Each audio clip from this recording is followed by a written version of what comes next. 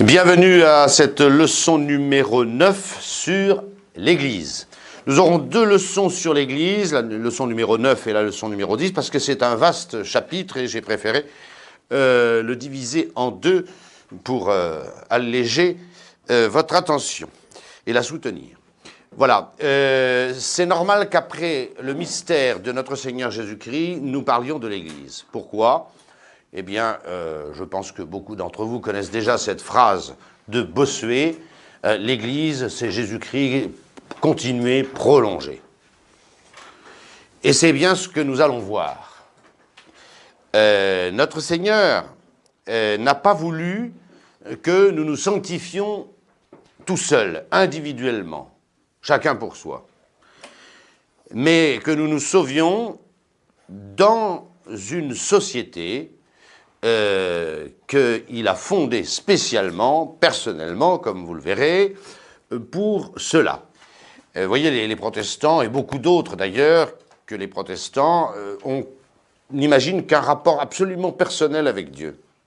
Pas de communion des saints, pas de hiérarchie, pas de sacerdoce, pas de ceci.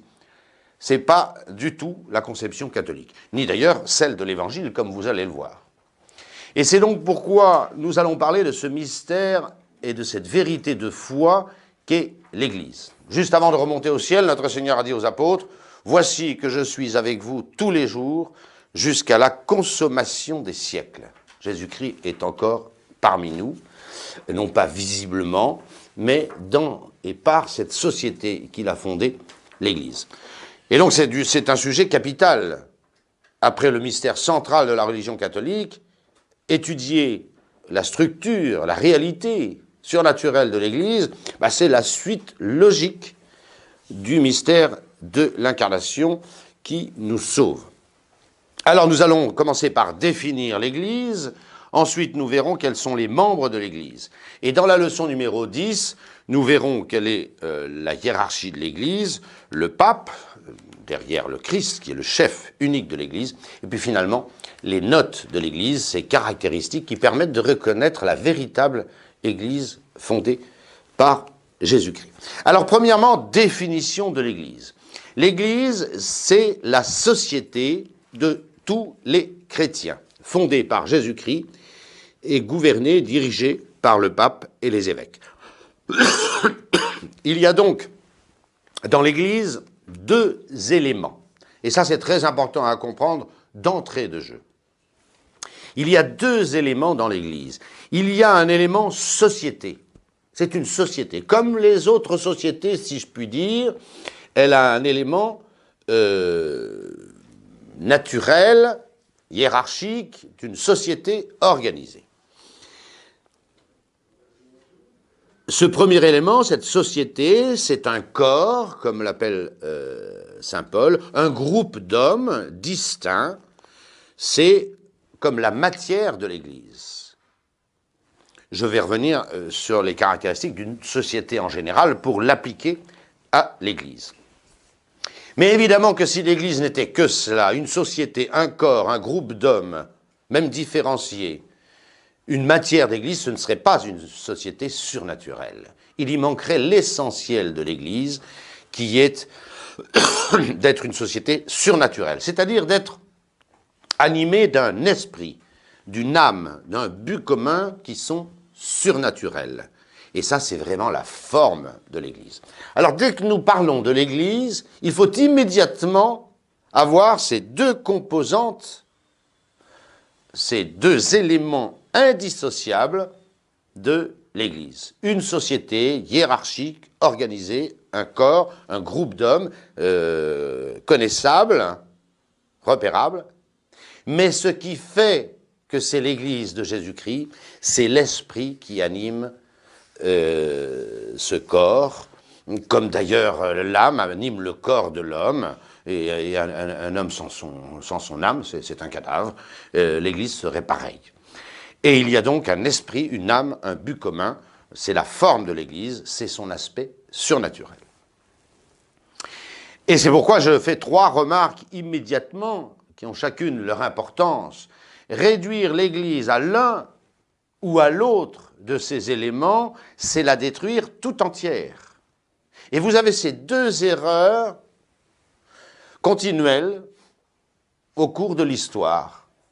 Ceux qui ont tendance à réduire l'Église à son corps, c'est-à-dire en faire un appareil administratif, le vidant de sa substance surnaturelle, c'est l'Église d'administration qui n'est que fonctionnalité.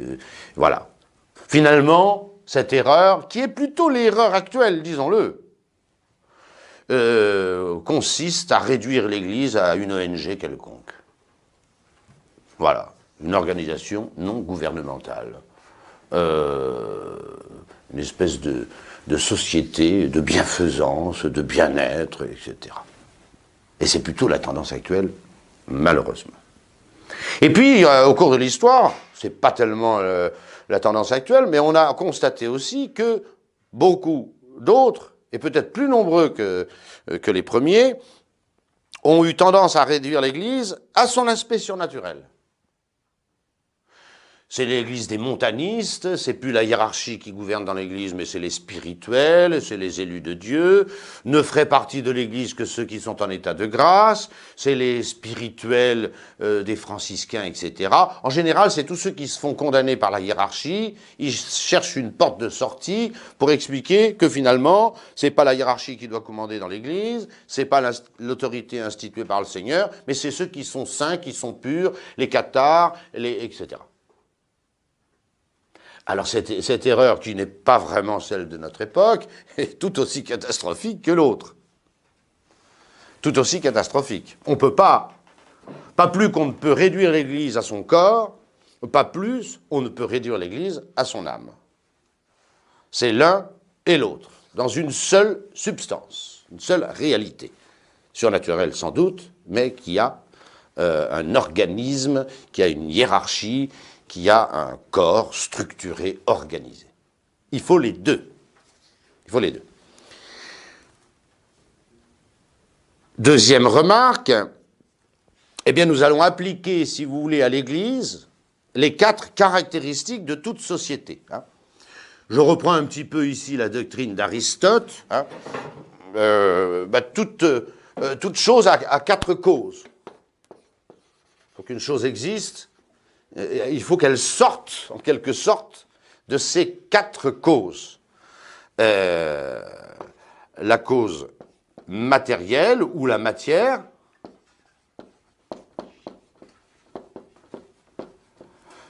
la cause formelle ou la forme de cette chose,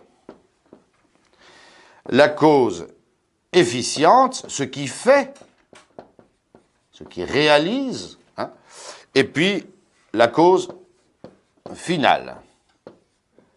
Et toute société qui existe a forcément ces 4 causes.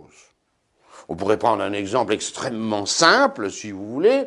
Prenez une société industrielle, commerciale, ou prenez simplement un club de sport, de foot, de pétanque, de tout ce que vous voulez. Il a forcément ces 4 causes. Il a une cause matérielle qui sont les hommes qui composent cette société. Tous ceux qui, pour garder le club de pétanque, jouent à la pétanque dans ce club. C'est la cause matérielle. Il y a une cause formelle, c'est qu'ils sont réunis là, ces gens, pas pour n'importe quoi, pas pour jouer au bridge ou à la belote, ils sont réunis pour jouer à la pétanque. Ce sont des pétanqueurs, ils sont là pour ça. Mon exemple est très simple, mais au moins il vous fera comprendre. Qu'est-ce qu'a fait ce club de pétanque ?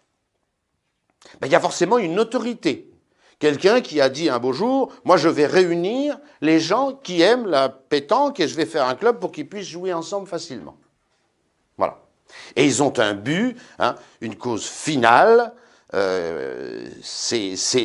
voit bien que c'est très proche de la forme, cette cause finale. Qu'est-ce qui fait qu'ils se sont réunis pour faire un club de pétanque ? C'est qu'ils aimaient beaucoup la pétanque et qu'on ne peut pas jouer à la pétanque tout seul, donc il faut un club. Voilà, cause finale. Dans toute société, vous avez ça. S'il manque une de ces causes, il n'y aura pas de société. Alors il n'est pas étonnant que l'Église possède également ces 4 causes. Et c'est la remarque numéro 2, ben c'est un petit peu vite dit parce que il y a beaucoup de choses à dire et qu'on est un peu pressé, mais il y a dans l'Église ces 4 causes. Toute société est un groupe d'hommes, c'est sa matière, cause matérielle. Quelle est la matière de l'Église? Nous l'avons vu. Pour appartenir, c'était notre première leçon, pour appartenir à l'Église, il faut être baptisé. On appartient à l'Église quand on est baptisé, dans le sacrement de baptême, c'est-à-dire avec de l'eau. Voilà, pas le baptême de désir ou que nous verrons tout à l'heure. Ce groupe d'hommes baptisés, il a une forme. Il ne suffit pas d'être baptisé.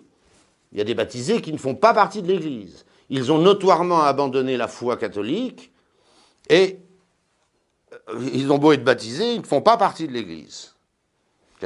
Il faut, et c'est la forme de l'Église, si je puis dire, c'est que ce groupe d'hommes a une volonté commune, une réalité formelle commune, une cause efficiente, une cause formelle, pardon, c'est la foi. Enlever la foi de l'Église, il n'y a plus d'Église. Enlever la foi, il n'y a plus d'Église.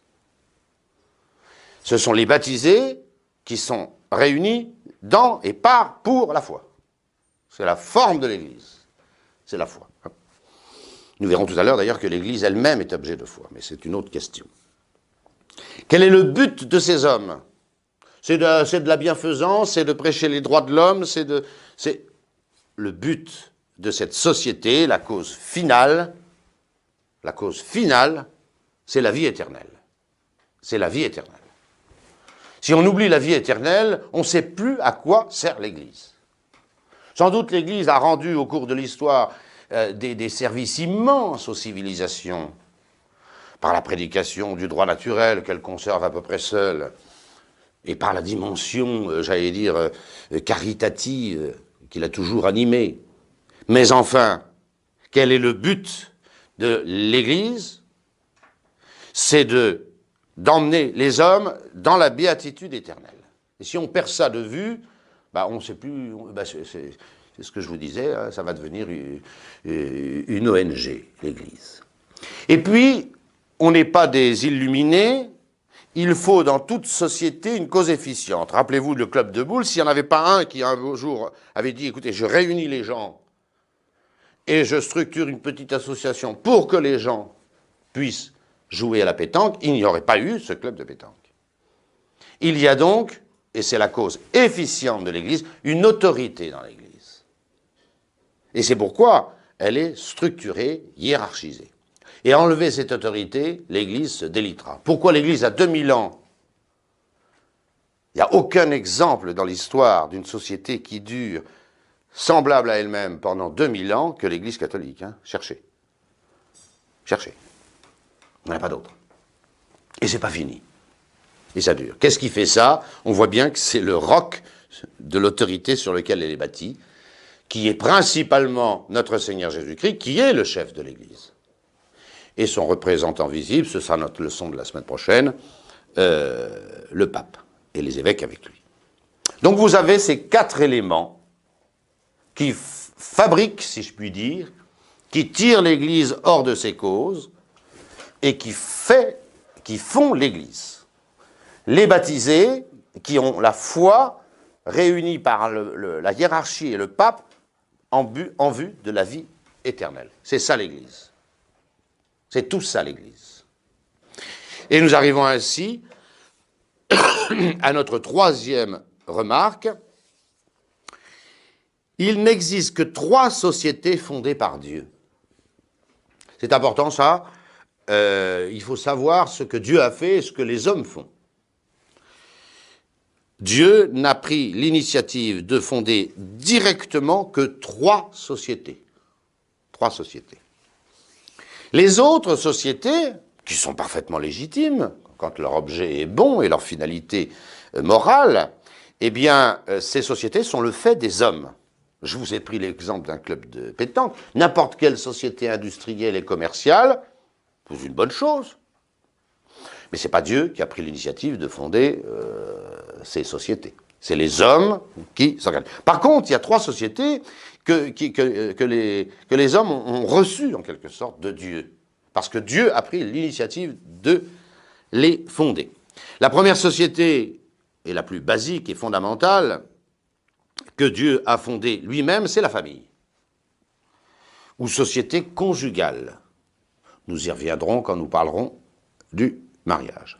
Cette société familiale ou conjugale, c'est la même chose, parce qu'un mariage, en principe, il fait des enfants et ça fait une société, papa, maman et les enfants. Elle est naturelle, elle est sacramentelle pour les chrétiens dans le Nouveau Testament, mais elle est imparfaite. Elle est imparfaite. On appelle une société parfaite une société qui a en elle-même tous les moyens de sa fin. Tous les moyens de sa fin. Voilà la définition d'une société parfaite. Une société est parfaite quand il ne lui manque rien pour atteindre sa propre finalité. Ce n'est pas le cas de la famille.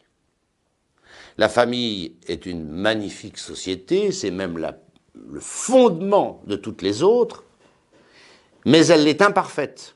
Pourquoi? La finalité de la famille, c'est l'éducation des enfants, et entre autres, et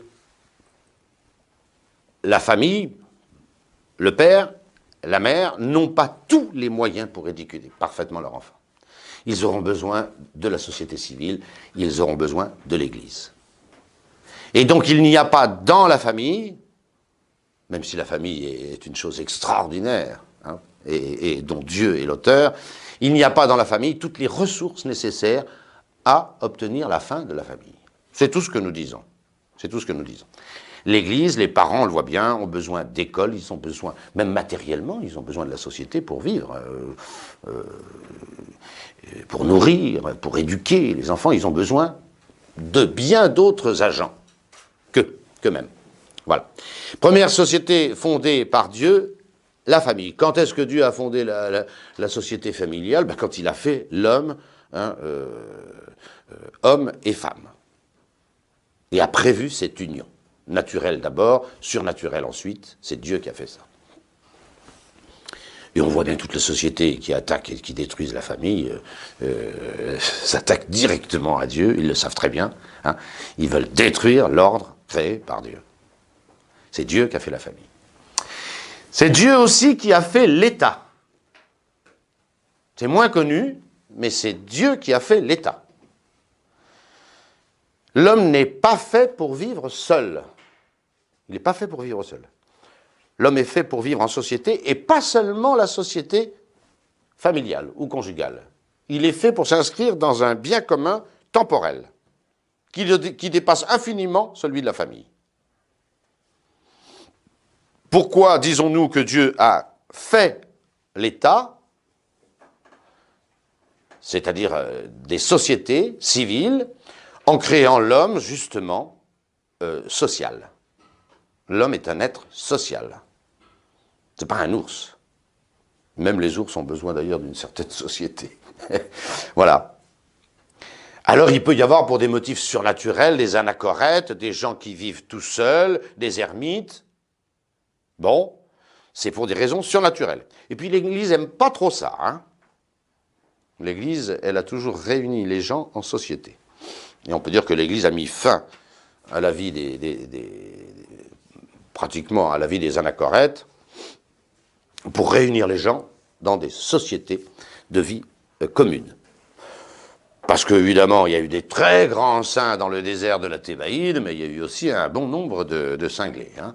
Et cela, évidemment, on n'en parle pas.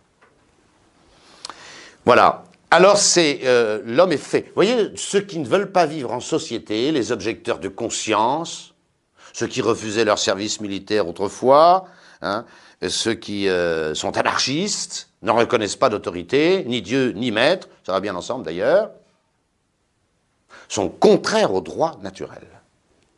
C'est directement contraire au droit naturel. Et saint Paul, dans l'Épître aux Romains, dit que ceux qui luttent contre l'ordre, la société, s'acquièrent la damnation. Il ne va pas par quatre chemins. Hein. Voilà. Les révolutionnaires s'acquièrent la damnation. Il y a un ordre voulu par Dieu qui a créé la société familiale, la société conjugale, et puis l'État, la société civile. Et nous appartenons de droit naturel à la société civile dans laquelle nous sommes nés. Et on n'a pas le choix. Et on doit la respecter. Et on doit lui obéir.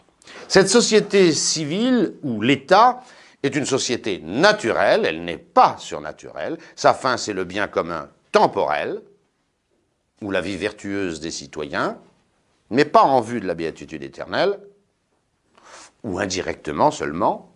Mais c'est une société parfaite. Alors que la société familiale n'est pas une société parfaite. Rappelez-vous de ce que j'ai dit, une société parfaite, c'est une société qui a en elle-même tous les moyens de sa fin. Eh bien, c'est le cas de l'État. L'État ou la société civile ont tous les moyens, par eux-mêmes, ils ont tous les moyens du bien commun qu'ils sont chargés de promouvoir. Donc l'État est une société naturelle, mais c'est une société parfaite. Et puis évidemment, il y a cette troisième société qui est notre sujet, c'est l'Église, ou société du salut. La société qui est chargée d'envoyer les hommes dans la béatitude éternelle. Cette société est évidemment surnaturelle, je l'ai assez dit quand j'ai dit que c'était la deuxième composante de l'Église, son esprit, son âme, et que nous allons préciser. Et elle est évidemment, cette Église de Jésus-Christ, une société surnaturelle et également une société parfaite. L'Église a par elle-même, en elle-même, tous les moyens du salut des hommes. Tous les moyens. Et j'allais dire, elle les a à profusion. À profusion. Voilà les trois sociétés fondées par Dieu. Les autres, c'est affaire humaine. Et donc ces trois sociétés doivent être, j'allais dire, la jalousie des hommes qui comprennent ça. On ne touche pas à ces trois sociétés. Et on voit bien, dès qu'une de ces trois sociétés marche mal, eh ben, tous délitent. Tous délitent. Regardez aujourd'hui, la société familiale est attaquée de toutes parts, divorce. Il y a 2 hommes et 2 femmes sur 3 qui divorcent. Il y a plus de 50-60% des enfants aujourd'hui qui n'ont pas un père et une mère normalement unis. Et on va bientôt marier les homosexuels. Enfin, on marie déjà les homosexuels dans les lois civiles. On en parle de les bénir dans l'Église. Mais on est fou, on est fou.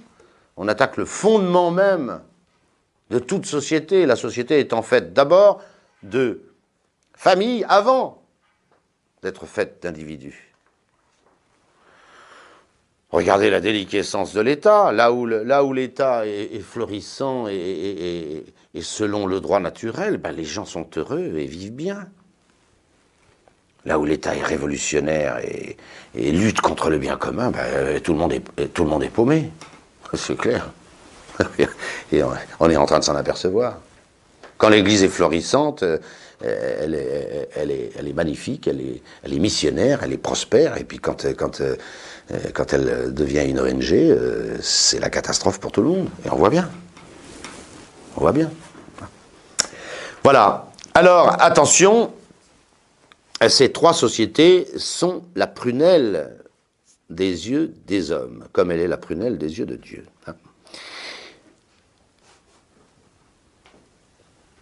Voyons maintenant quelles sont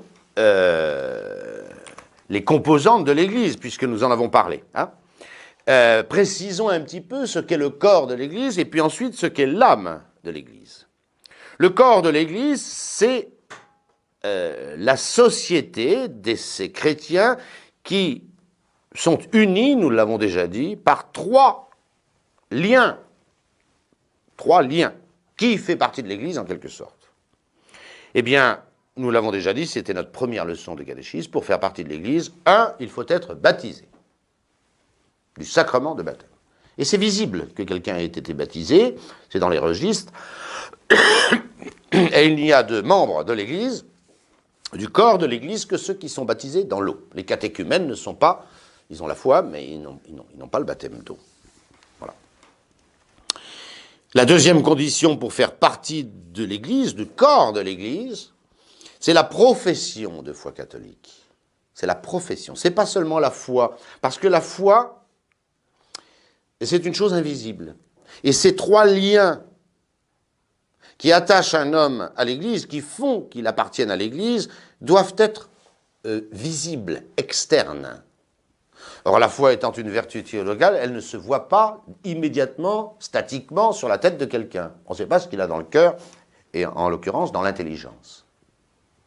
C'est pourquoi, ce qui fait, c'est important aujourd'hui à comprendre, ce qui fait que quelqu'un appartient à l'Église, en plus du baptême, c'est sa profession de foi. Ça doit se voir, ça doit s'entendre. Quelqu'un qui ne professe jamais sa foi, on peut supposer qu'il a la foi. Mais ce n'est pas ça qui suffit à le rendre visiblement membre de l'Église. Saint Paul dit très bien ça dans l'Épître aux Romains. Corde enim creditur ad justitiam, je vais traduire, rassurez-vous. Hein, confessio autem fit ad salutem. Très beau latin de Saint Paul. Bon, enfin qu'il ne l'a pas écrit en latin, mais en grec. On croit dans son cœur pour parvenir à la justification. Corde enim creditur ad justitiam. Qu'est-ce qui fait qu'un homme devient juste? C'est parce qu'il croit. Parce qu'il a dans son cœur, in corde. Confessio autem oris fit ad salutem. Mais c'est la confession de la bouche, celui qui parle, qui se fait en vue du salut. Ce qui sauve un homme, or l'Église c'est la société de ceux qui sont sauvés ou qui le seront, en tous les cas c'est la société qui fait que les hommes doivent se sauver, eh bien c'est bien la profession de foi qui fait cela, et non pas seulement la foi. Première condition pour appartenir, c'est très important aujourd'hui. Vous voyez bien que quelqu'un qui aurait la foi, on n'en sait rien, mais qui jamais ne la professe. Jamais. Est-ce qu'il a la foi? Est-ce qu'il a la foi? C'est bien mystérieux.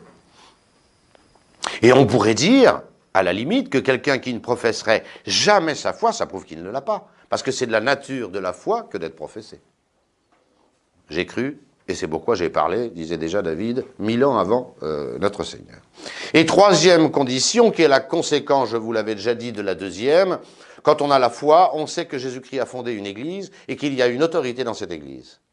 Donc la conséquence immédiate de la foi et de la confession de foi, c'est de reconnaître qu'il y a une autorité dans l'église. Que l'église n'est pas seulement une âme, un esprit commun. Il y a aussi une société hiérarchique fondée par le Christ, avec une autorité clairement définie à sa tête et qu'il convient de respecter et généralement d'obéir. Voilà.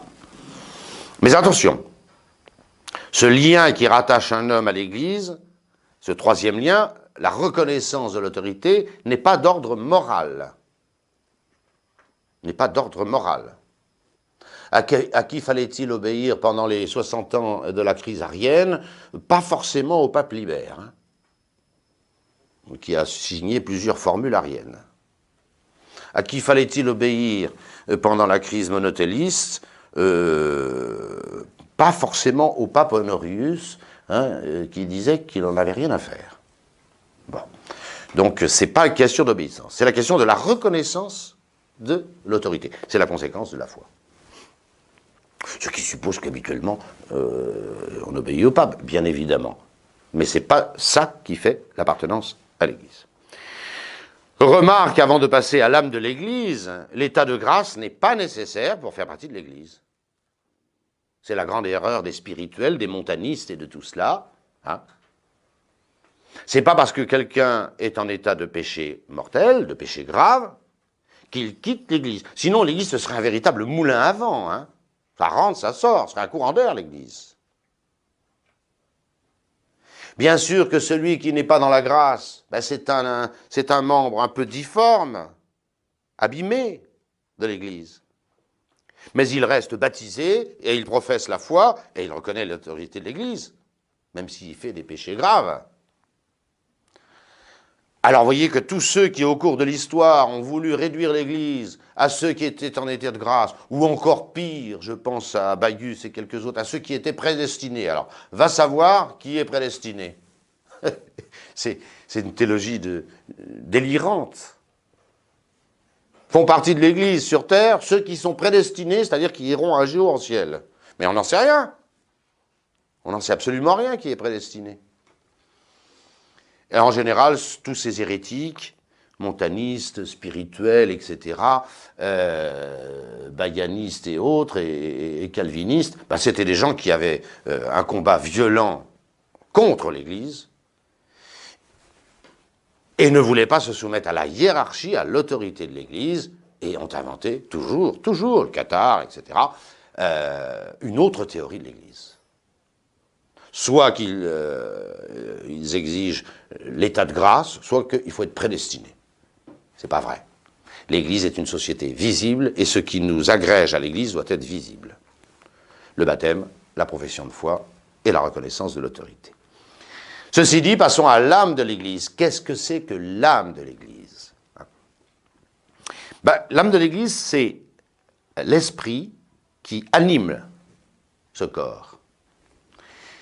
Et l'esprit qui anime le corps de l'Église, c'est-à-dire l'âme de l'Église, c'est le Saint-Esprit lui-même.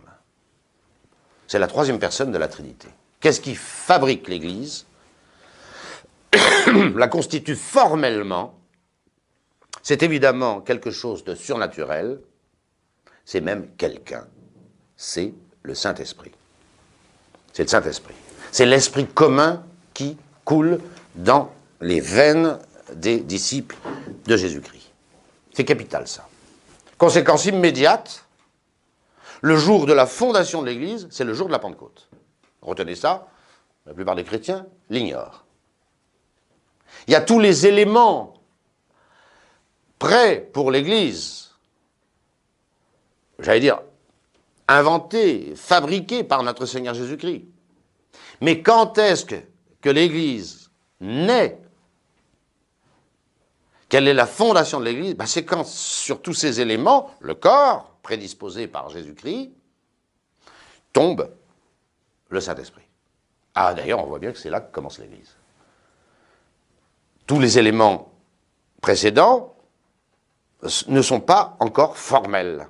Il leur faut la régénération de l'Esprit Saint. L'âme incréée de l'Église, c'est l'Esprit Saint. Qu'est-ce qui fait qu'il y a une Église? C'est l'ensemble de ces gens qui sont mus par l'Esprit Saint. Mus par l'Esprit Saint. Saint Paul résume encore ça merveilleusement dans l'Épître aux Romains. Ceux-là sont fils de Dieu. Ceux-là sont fils de Dieu. Or, nous cherchons la société des fils de Dieu. Ceux-là sont fils de Dieu qui sont mus par le Saint-Esprit. C'est exactement ce que nous disons. Même si Saint Paul le dit beaucoup mieux, comme souvent. Le Saint-Esprit, la main créée de l'Église, et puis les théologiens précisent, l'âme créée de l'Église, c'est la grâce sanctifiante. La grâce sanctifiante, ce qui fait qu'on vit de la vie même de Jésus-Christ, c'est la grâce sanctifiante. C'est pas contradictoire avec ce que nous venons de dire. Même si quelqu'un n'a pas la grâce sanctifiante, il reste membre de l'Église. Mais il y a une violence en lui. Il fait partie d'un corps et il ne vit pas de la vie du corps. C'est pas normal. C'est pas normal du tout. Mais il fait partie encore de ce corps. Voilà. Et c'est ça qui fait que l'Église, mais on n'a pas le temps de rentrer dans cette grande doctrine de l'apôtre Saint Paul, c'est ce qui fait que l'Église, c'est le corps même de Jésus-Christ. Le corps même de Jésus-Christ. C'est-à-dire ce corps qui vit de la vie du Christ. Hein, comme une épouse vit de la vie de son mari et vice-versa. Voilà. Après avoir défini l'Église est un mystère. Hein. Je vous rappelle, et j'aurai l'occasion de vous le redire, l'Église est deux fois. Nous devons croire à l'Église. C'est un objet de foi. Ce n'est pas seulement une constatation. Pourquoi nous devons croire à l'Église? Mais l'Église la voit. Je vois qu'il y a un pape, il y a des évêques, il y a des chrétiens, il y a des églises, il y a des baptêmes, etc. Je la vois. Alors qu'est-ce que l'Église fait dans le credo? Qu'est-ce que l'Église fait dans le credo? Je crois en l'Église, une sainte, catholique et apostolique. J'y crois. Si j'y crois, c'est que c'est un mystère surnaturel. Alors que pourtant, je vois l'Église. Et on ne peut pas voir et croire, vous le savez, la même réalité. Hein. Voilà, c'est impossible. Ou on voit, ou on croit. Et bien évidemment, il y a une partie que je vois dans l'Église, c'est ce que nous avons appelé le corps. Ça se voit. Je sais que vous êtes baptisé, je sais que vous êtes confirmé, je sais que vous faites partie de l'Église, je sais que vous avez la foi, ça se voit. Et pourtant, je crois à cette société dont vous êtes les membres, parce qu'elle a un caractère surnaturel, parce qu'il y a l'Esprit Saint, parce qu'il y a cette forme de l'Église, que je ne vois pas. Et si je ne la vois pas, je dois la croire. Et voilà pourquoi l'Église considérée dans son tout, est un objet de foi, et même un mystère. Il faut croire à l'Église. C'est très important. Alors nous arrivons au grand 2. Quels sont les membres de l'Église? Et puis finalement, nous regarderons un petit peu ce que veut dire ce dogme. Hors de l'Église, pas de salut, qui est parfaitement légitime et parfaitement défini. L'Église, d'abord, disons-le, a 3 parties. Il ne faut pas oublier, j'allais dire, les amis. Nous sommes l'Église militante. L'Église militante, c'est les chrétiens qui sont sur terre. Au sens technique, au sens courant, l'Église, c'est l'Église militante. Quand on parle de l'Église, en général, nous, on pense uniquement à cette partie de l'Église qui est l'Église militante sur terre. Il ne faut pas oublier non plus qu'il y a une Église souffrante, c'est le purgatoire, des âmes parfaitement chrétiennes, certainement elles en état de grâce, qui iront au ciel, qui font partie du corps de Jésus-Christ, aussi bien et peut-être mieux que nous, mais qui ne sont pas encore dans la gloire du ciel, en attendant de se purifier de leurs péchés véniels ou des peines dues à leurs péchés graves, mais pardonnés. Et puis finalement, évidemment, cette Église triomphante, de plus en plus nombreuse, hein, au fur et à mesure que l'histoire se déroule, ceux qui contemplent sans fin et pour toujours la face de Dieu Tout-Puissant. C'est l'Église triomphante. Revenons maintenant, nous, à l'Église militante, qui nous occupe principalement.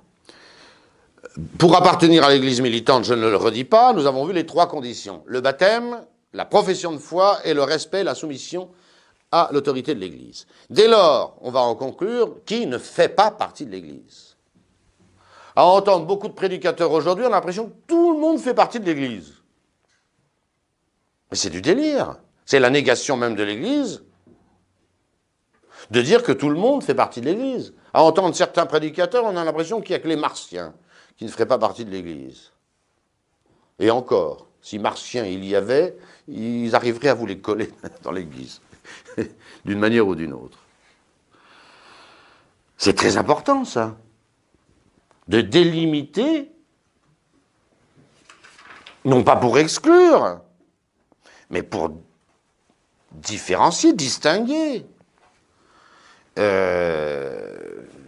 Quels sont ceux qui appartiennent à l'Église? Ça ne veut plus rien dire qu'il y a une Église si vous y mettez tout le monde. Ça ne veut plus rien dire. Ça ne veut plus rien dire. Autrement dit, ceux qui soit n'ont pas le baptême, soit n'ont pas la profession de foi, soit ne reconnaissent d'aucune manière l'autorité de l'Église, ne font pas partie de l'Église. C'est tout. On va les énumérer. Mais ils ne font pas partie de l'Église. C'est vraiment à la mode aujourd'hui de mettre tout le monde dans l'Église. Hein. C'est la théologie de Paul Naref, on ira tous en paradis, même les voleurs, même les bonnes sœurs. Enfin, c'est du n'importe quoi. Hein. Quels sont ceux qui ne font pas partie de l'Église? D'abord les infidèles. Ne prenez pas ce mot infidèle comme péjoratif. Hein. C'est ceux qui, de fait, n'ont ni la foi, ni le baptême, évidemment. Je ne vois pas pourquoi ils reconnaîtraient une autorité dans l'Église. C'est les païens, paganos, c'est ceux qui habitaient à la campagne. Je vous l'ai déjà dit, les apôtres ont converti d'abord les villes. Tous les apôtres se sont retrouvés dans les grandes villes. Ben évidemment, ils voulaient convertir le maximum de gens, et il y a plus de gens à la ville qu'à la campagne. Donc Rome, Alexandrie, Antioche, toutes les grandes villes de l'Empire romain, d'abord évangélisées par les apôtres. Et donc, ceux qui n'avaient pas encore la foi, ben, ils étaient plutôt en campagne, on les appelait les paganos, les païens. Bon. Voilà, ben, ces gens-là ne font pas partie de l'Église, c'est tout. C'est pas une question de les juger, etc. Mais ils ne font pas partie de l'Église. Ils n'ont pas la foi, ils n'ont pas reçu le baptême, qui pour un adulte est la conséquence de la foi, et je ne vois pas pourquoi ils reconnaîtraient une quelconque autorité dans l'Église. Ça n'a pas de sens. Les apostats, maintenant, ça c'est autre chose. Il y a évidemment quelque chose de péjoratif dans les apostats. C'est pas niable. C'est ceux qui ont eu la foi et qui ont été baptisés. Mais ils ont rejeté la foi. Alors ils restent baptisés. Puisque le baptême, on le reçoit une fois, il donne une marque, un sceau sacramentel que personne ne peut enlever. C'est comme ça. Cette marque de fils de Dieu. Mais il leur manque évidemment la deuxième condition, c'est qu'ils ont totalement perdu la foi. On dit ils ont apostasié de la foi, c'est ça que ça veut dire, rejeter la foi dans sa globalité, et ils n'appartiennent plus du tout à l'Église, évidemment. C'est peut-être les pires, parce qu'ils ont eu la foi, ils ont été baptisés, et ils ont tout envoyé promener. Les hérétiques, troisième catégorie de gens qui ne font pas partie de l'Église. C'est la même chose. Un hérétique n'a pas la foi, même s'il a été baptisé. Il a même forcément été baptisé, un hérétique. Mais il refuse une partie de la foi. Un certain nombre de choses, d'objets de foi. C'est ce que désigne le mot hérésie. Hérésie en grec veut dire choisir. C'est-à-dire, je prends ça, mais je ne prends pas ça, je refuse. Les hérétiques ont tous choisi dans la foi. Ils ont pris ce qui les intéressait, ils ont rejeté ce qui ne les intéressait pas. Vous voyez dans les sondages aujourd'hui, c'est effrayant. La plupart des catholiques qui se disent catholiques, ben, choisissent. Alors c'est ainsi que dans les sondages qu'on nous fait dans les... sérieux ces sondages. Ben, on s'aperçoit que la résurrection du Seigneur Jésus-Christ, il y a 50-60% de gens qui n'y croient pas. C'est quoi ces gens?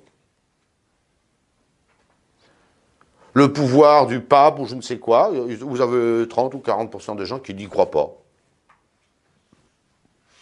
La vie éternelle, vous avez, alors là, le ciel, il y en a encore un peu qui croient au ciel, voilà. Qu'il existe un enfer dans lequel tombent les âmes. Alors ça, c'est 60-70% qui le refusent. Je crois pas à ça, non, c'est pas possible. Dieu est trop bon, il n'y a pas... voilà. Ça s'appelle les hérétiques. Alors évidemment que pour quitter l'Église, il faut être un hérétique notoire, c'est-à-dire avoir été condamné par l'autorité de l'Église et n'avoir pas voulu se rétracter. C'est une affaire canonique, je n'y rentre pas ici, mais c'est vrai que un hérétique a quitté l'Église quand il a été déclaré hérétique, c'est-à-dire en tous les cas qu'il n'a pas voulu se soumettre à l'autorité de l'Église. En attendant cette condamnation, ce que ne fait plus l'Église, c'est pour ça qu'on est dans un tel brouillard, on ne peut pas dire qu'il a quitté l'Église, même si, au fort interne, il manifeste des opinions hérétiques. C'est-à-dire qu'il a refusé un certain nombre... Voilà. Mais vous savez qu'au point de vue théologique, c'est très clair, quelqu'un qui refuse un seul dogme, une seule vérité de foi, ben qu'est-ce que ça veut dire? Ça veut dire qu'il ne croit plus à la cause de cette foi, c'est-à-dire à l'autorité de Dieu qui nous révèle. Quelqu'un qui clairement perd la foi sur quelques points de l'objet de la foi, conteste l'autorité de celui qui garantit toutes les vérités révélées et conteste donc l'autorité de Dieu, donc il perd simplement la foi. Alors évidemment, au fort interne, il n'y a que Dieu qui les juge, et nous ne pouvons dire qu'ils sortent de l'Église que quand l'autorité de l'Église l'a signifié. Mais en soi, un hérétique ne fait plus partie de l'Église. Voilà. Les schismatiques, maintenant, ils ont la foi, les schismatiques, le baptême, mais ils n'ont pas le troisième point. C'est-à-dire que l'autorité de l'Église, ils la renvoient promener, tout simplement. Le schismatique refuse le principe même de l'autorité. Mais attention, je l'ai dit tout à l'heure, c'est pas simplement l'obéissance ou la désobéissance à l'Église qui fait le schismatique ou le catholique ou le schismatique. C'est la contestation de l'autorité de l'Église. Et très finement, d'ailleurs, l'Église, au cours de l'histoire, aux hérétiques, n'a pas tellement demandé. Je pense au cardinal Cachetan avec Luther. Ça n'a pas marché, mais il a très bien agi. Qu'est-ce qu'il a demandé à Luther? Il lui a dit, non, mais attendez, hein, sur beaucoup de choses on peut discuter, mais reconnaissez qu'il y a une Église et qu'il y a une autorité dans l'Église. Et c'est ça que Luther a refusé. Et c'est pourquoi il a quitté l'Église. C'est typiquement un schismatique. Et puis évidemment, très souvent, les schismatiques deviennent hérétiques. C'est-à-dire qu'à force de se couper du magistère de l'Église, on finit par recomposer le paysage de la foi. Et c'est bien rare qu'un schismatique ne devienne pas hérétique. Ne serait-ce que par ce dogme de foi, cette vérité de foi qu'il conteste, c'est qu'il y a une autorité dans l'Église dont le pape est détenteur et les évêques avec lui. Ça, or, c'est une vérité de foi. Et il va finir par la nier à cause de son schisme. Et finalement, les excommuniés, c'est comme le schismatique, sauf que le schismatique s'est retranché lui-même de l'Église, et l'excommunié a été retranché par l'Église. Bon, ça c'est vite dit. Parce qu'évidemment, l'Église ne s'amuse pas à excommunier comme ça. C'est que quelqu'un a fait quelque chose de très grave, raison pour laquelle il est excommunié par l'Église. Voilà. Celui qui frappe le pape est excommunié. Voilà, c'est arrivé au cours de l'histoire. Je pense au pape je crois que c'est pas Innocent III, non, qui s'est fait gifler par Guillaume de Nogaret sous Philippe IV le Bel. C'est pas Innocent III, j'ai oublié son nom. Voilà. Ou celui qui commet un avortement, c'est une excommunication. Si cette excommunication est déclarée, on a affaire à un excommunié qui est retranché du fait même de l'Église. Et ainsi de suite. Vous verrez plus tard dans vos études les différentes excommunications que prononce l'Église. Alors, c'est pour ça que c'est un peu vite dit de dire que le schismatique se retire de l'Église et que l'excommunié en est chassé. Parce que si vous regardez bien, quelqu'un qui est excommunié, c'est qu'il a fait ce qu'il fallait pour qu'on constate qu'il a quitté l'Église. Voilà ces 5 catégories de personnes qui ne font plus partie de l'Église, qui ne font pas ou qui ne font plus partie de l'Église: les infidèles, les apostats, les hérétiques, les schismatiques et les excommuniés. Et c'est comme ça. Et c'est comme ça.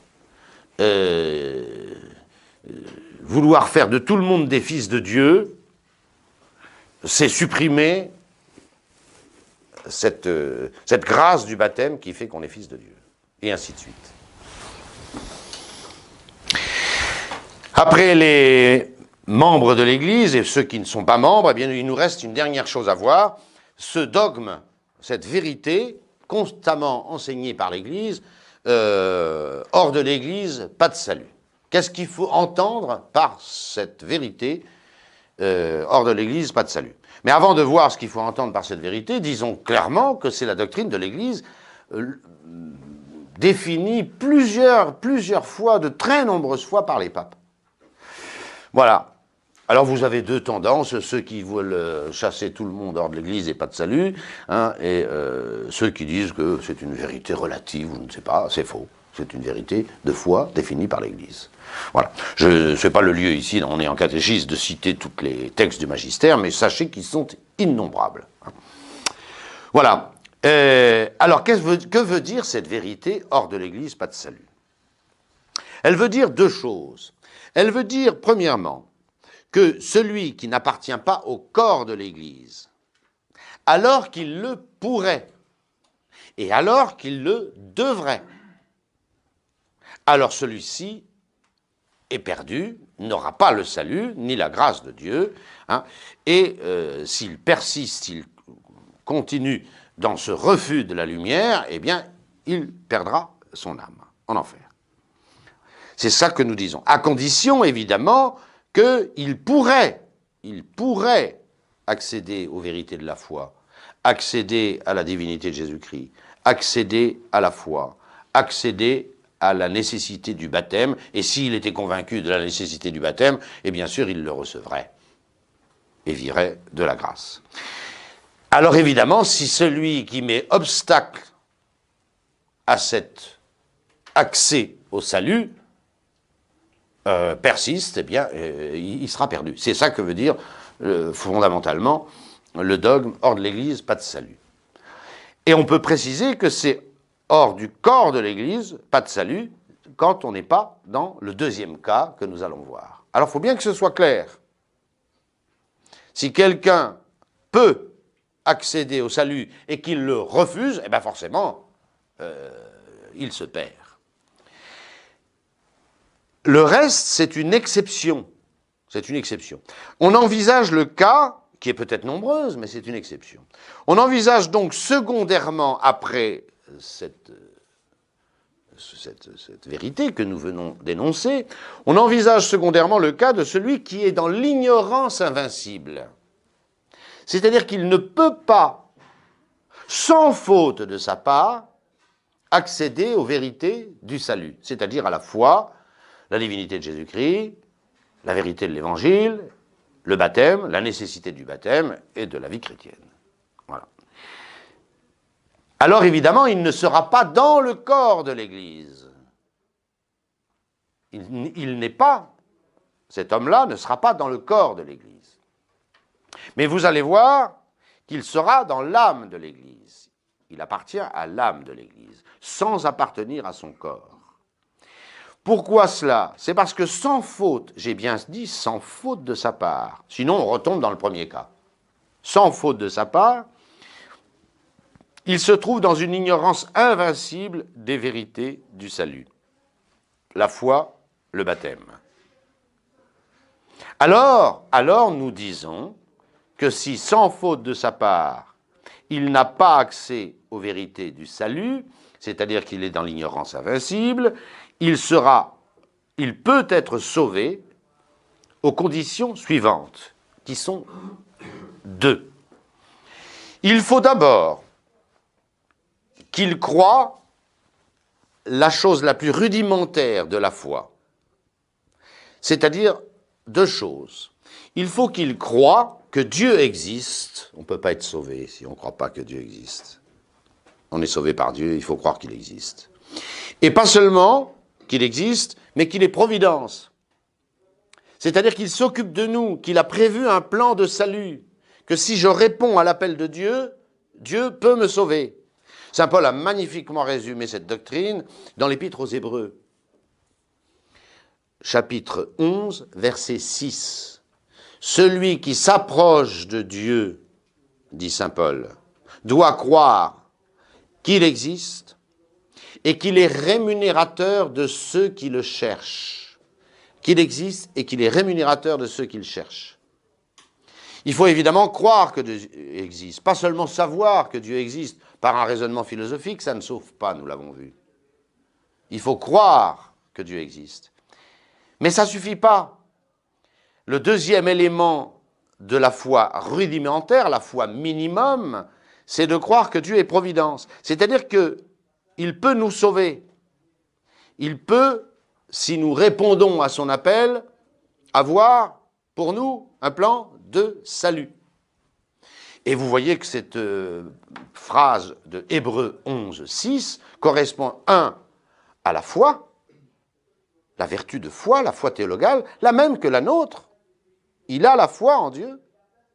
Et puis, s'il croit que Dieu est rémunérateur de ceux qu'il cherche, deuxième objet de cette foi rudimentaire, eh bien, il a l'espérance, c'est-à-dire qu'il attend quelque chose de Dieu. C'est ça qui sauve.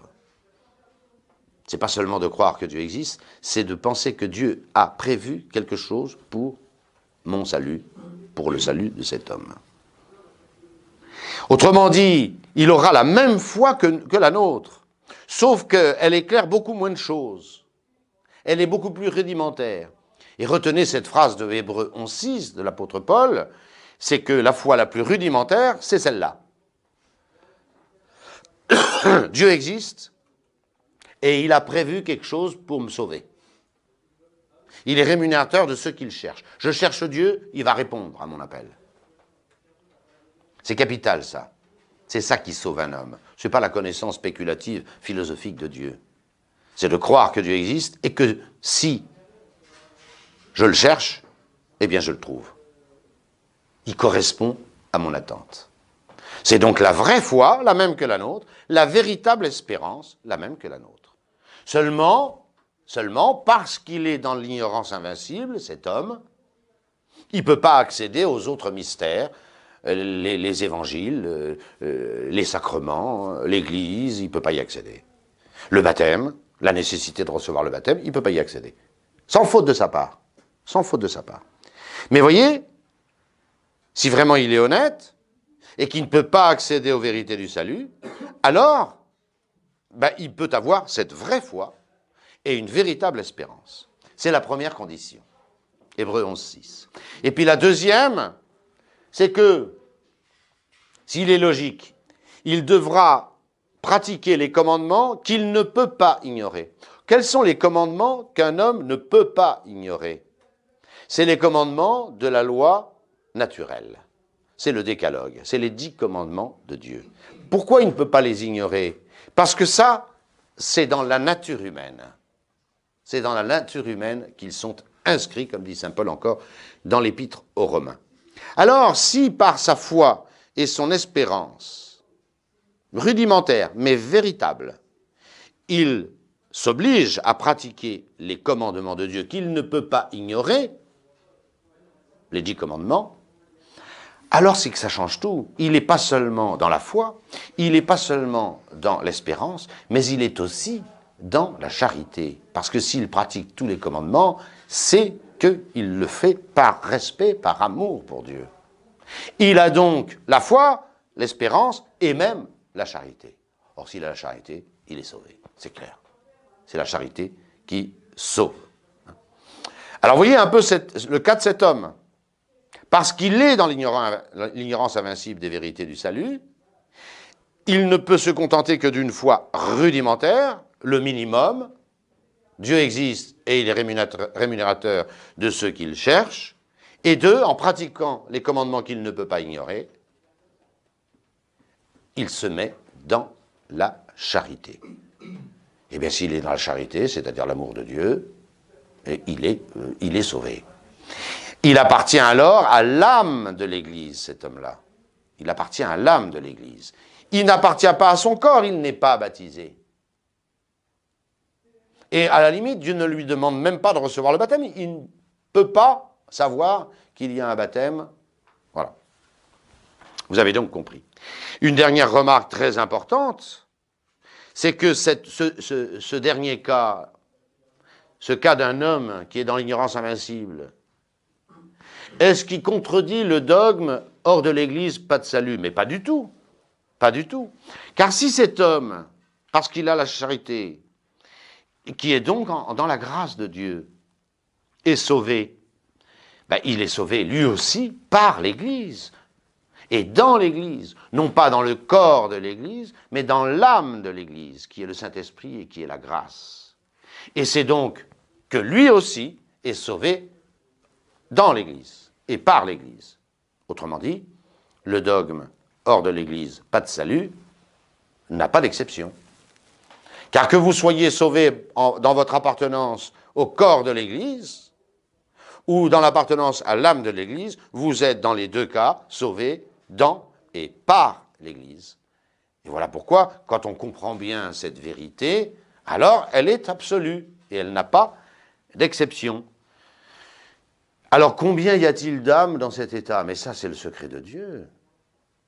J'espère le plus possible, de gens qui ouvrent leur cœur à Dieu et qui, au fond de leur cœur, parce qu'ils sont dans l'ignorance invincible, encore une fois, sinon ils n'ont qu'à faire comme nous, appartenir au corps de l'Église et recevoir le baptême.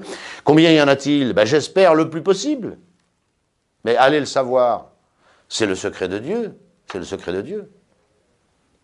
C'est pas impossible que dans certains pays, eh bien, il y ait beaucoup de gens qui ont cette disposition, même s'ils n'ont pas compris que c'était l'Évangile et le Christ Jésus, la vérité. C'est possible. Et je souhaite que ce soit le plus grand nombre de gens possible. Mais j'ajouterai une dernière chose, c'est que c'est plus facile d'être dans cet état de l'ignorance invincible et de la foi et de l'espérance et de la charité telles que je les ai décrites, quand on n'est pas dans une fausse religion. Parce qu'une fausse religion, vous comprenez, elle va vous empêcher d'accéder à cette vraie foi, plus qu'elle ne vous y aidera. Plus qu'elle ne vous y aidera. J'ai dit par exemple que la morale de cet homme, ça devait être les commandements de Dieu, les 10 commandements de Dieu, que vous connaissez, sur lesquels nous reviendrons. Mais vous comprenez que si, dans la fausse religion dans laquelle il se trouve, il y a des préceptes contraires au décalogue, cette fausse religion ne l'aide pas du tout. Au contraire, elle l'entrave. Prenez un exemple, très simple. La polygamie. Il y a des religions qui poussent à la polygamie, qui acceptent la polygamie. Alors effectivement, à suivre ces religions, ben, on se détourne de Dieu, évidemment. Alors prions Dieu, hein, c'est pourquoi l'Église est missionnaire, c'est aujourd'hui la Saint-François-Xavier qui a converti des centaines de milliers de personnes au Japon, en Inde, en Chine. C'est pour ça que l'Église a toujours franchi les mers et envoyé des missionnaires, parce qu'elle ignore absolument le nombre et la qualité de ces âmes qui pourraient accéder au salut. Et le moyen certain d'accéder au salut, ben, c'est la pleine vérité, c'est la pleine connaissance du Christ Jésus, de la foi, du baptême et de la vie chrétienne. Ça, c'est une évidence. Et encore une fois, même si je souhaite, même si je prie, pour qu'il y ait le plus possible de ces âmes qui, sans connaître la vérité de l'Évangile, accèdent quand même au salut, c'est quand même, j'allais dire, c'est pas le plus facile. C'est certainement pas le plus facile. Ça tient un peu du miracle de la grâce de Dieu, que je souhaite le plus nombreux possible, nous sommes d'accord. Et voilà pourquoi l'Église est missionnaire. Et voilà pourquoi il faut former des prêtres et les envoyer en mission pour que les gens aient accès au salut. Et puis j'ajoute une dernière chose. Dans nos civilisations post-chrétiennes, mais quand même, qui ont été pendant 1000 ans et plus chrétiennes, vous comprenez que quelqu'un qui est dans l'ignorance invincible du christianisme, en France par exemple, comment voulez-vous être? Toute notre culture, c'est le christianisme. Toutes nos références, c'est le christianisme, c'est l'évangile, c'est le Christ Jésus. Alors, vous comprenez quelqu'un qui est en France et qui n'aura jamais fait l'effort de savoir ce que dit l'Évangile, de savoir ce que dit le Christ, de savoir... Hein, je connais beaucoup de gens, moi, à qui j'essaye de faire lire l'Évangile, ils ne veulent pas. Alors, ils ne sont pas évidemment dans ce cas, c'est clair. Ils ne sont pas dans ce cas. Par contre, vous prenez un païen du fond de l'Inde, du fond de la Chine, du fond de certains recoins d'Amérique ou d'Afrique, c'est fort possible qu'il soit dans cet état de salut, d'appartenir à l'âme de l'Église et non pas au corps, c'est possible. Mais nos intellectuels corrompus qui connaissent parfaitement le christianisme et qui le rejettent toute leur vie, ils ne sont pas du tout dans ce cas. Hein, voilà. Alors prions Dieu que, pour que les gens parviennent, comme dit saint Paul à Timothée, hein, Dieu veut que tous les hommes soient sauvés et parviennent à la connaissance de la vérité. Et puis ceux qui ne peuvent pas parvenir à la connaissance de la vérité sans faute de leur part, prions que Dieu leur fasse miséricorde. Et puis nous remercions Dieu de connaître la vérité, d'en vivre et de sauver nos âmes. Je vous remercie.